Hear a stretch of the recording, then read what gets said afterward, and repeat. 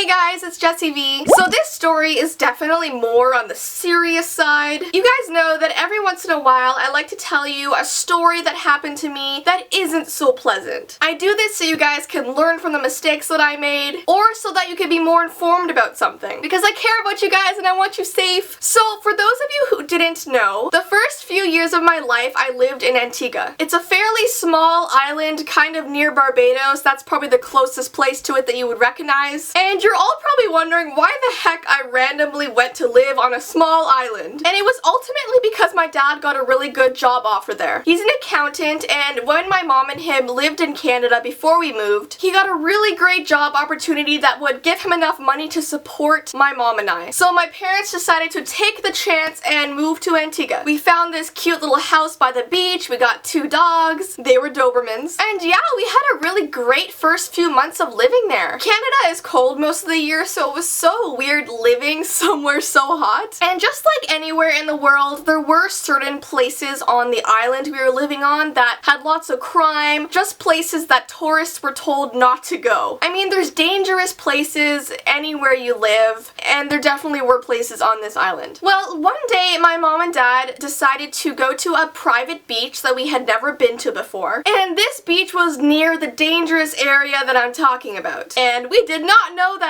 at the time. We got there and thought it was just a really gorgeous beach. There was no one around because the tourists were on the other side of the island, so we decided to park our car in the sand and go for a little walk. By the way, I was way too young when this happened to remember the story all by myself. My mom has told me this story many times as I was growing up, and my dad also talks about it too, so that's how I kind of know the story I'm telling you guys, because yes, I was young, so I've been told this story tons of times. Anyway, so my dad, my mom, and I were walking down this beach, and I don't know if you guys did this as a child, but you know when you like go in the middle of your parents and they take both of your arms and like swing you in the air as you walk? Yeah, we did that all the time and I absolutely loved it. So the sun was going down, it was getting dark, and we decided to head back to our car. We could see it in the distance as we walked back, but we also saw these 7 men standing around it. 2 were even sitting on the hood of the car smoking. They saw us walking over and started yelling at us. We couldn't hear what they were saying at first because we were pretty far away still from the car, but we could hear in their voices that they were extremely angry at something. My mom got really nervous, so she picked me up off the beach and held me in her arms in case anything happened, and of course my dad walked in front of my mom and I just to keep us safe behind him because he didn't know what was going on. So we finally get close and we see that these men had parked their car right beside ours, and for some reason they were swearing at us and making these really provocative gestures at my mom. My parents told me that they looked really high or drunk, just definitely on something. They were saying things like, move your car right now, and you guys better get your car out of the way or you'll be sorry. Basically telling us that we didn't belong on that beach. I don't know if they were mistaking us for like snobby tourists, because yeah, I mean, we were pale Canadians, but they did not know that we were actually locals because we had been living in Antigua for a few years. We were not just visiting, we lived there just like they did. Like, who were they to tell us where we could and could not walk? No one owns the water. So my dad tries to calmly talk to them. He tells them to just let us get in the car and we will drive away and not bother them again. But they still did not move. They continued yelling at us and acting completely inappropriately. So my dad goes over and whispers something in my mom's ear. He tells her to quickly get into the car with me, and then he says to lock all of the doors. And so she did, and my dad went back over to talk to these guys. He said, look, like all we were doing was having a nice day on the beach. We're leaving now, we'll get out of your way. I have a child with me, just let me go home. And nope, these guys began surrounding him as if to start a fight. And my dad cannot take on 7 guys, so he makes a dash for the car, like he runs for it, jumps in the car, locks the door, tries to get the keys out of his pocket to start the car, and these guys run up to the car and start pounding on the windows. They were trying to break the glass to stop us from leaving. My dad puts the car in reverse, and unfortunately, because our car had been in the sand for so long, it kind of sunk a bit. So the car was in reverse, but the wheels were just spinning in one place in the sand. Like, we were not moving. And my parents were so scared because there was no one around for miles. Antigua is not an island that is packed with people. There's one side of the island that's pretty much mostly for tourists and like families, and on the other side there's like abandoned beaches like where we were at. There's like small villages where locals live. There's a lot of like palm trees and hills, and like sometimes you don't see a person for a while on this side of the island. So yeah, if these guys had actually broken into our car, we would have been screwed. We did not know if they were gonna rob us, hurt us, or kill us. And honestly, who knows what they would have done to my mom. So after about a minute of trying to reverse the car, it finally worked. But then one of these guys decides to run behind our car, thinking that my dad would slam on the brakes. He was trying to stop us from leaving, which was a really stupid idea, because what if my dad wasn't able to stop on time? We would have hit this man and he would have went flying. But luckily my dad saw him do this and we were able to kind of swerve around him. We got on the road and started driving extremely fast away from these guys. But what did they do? They ran to their car and all 7 of them got packed into this car and started driving after us. And when I say driving after us, I mean they were bumper to bumper with us. They were trying to intimidate us to pull over. They were honking. My dad was trying to drive us back to our house. We were almost there, but that's when he thought we probably